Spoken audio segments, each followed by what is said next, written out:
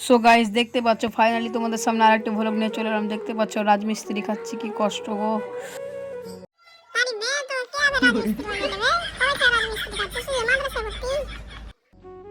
কি করবো বে বল, তুই বল।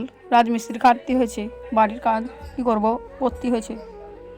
তো গাইস দেখতে পাচ্ছ আমি আমার কাজ করছি। তো আমার কাকুর কাছে আমরা বালি পেতাম, আমাদের কাছ থেকে ধার নিয়েছিল। তো আমি বালিটা বয়ে দিচ্ছি, মাকে কষ্ট না করে আমি কষ্ট করছি। তো দেখতে পাচ্ছ গাইস আমি বালিটা বচ্ছি, আমার বোন আমার সাথে হচ্ছে, আমার চাচাতো ভাইগুলো আমার সাথে হেল্প করছে। This is my helper.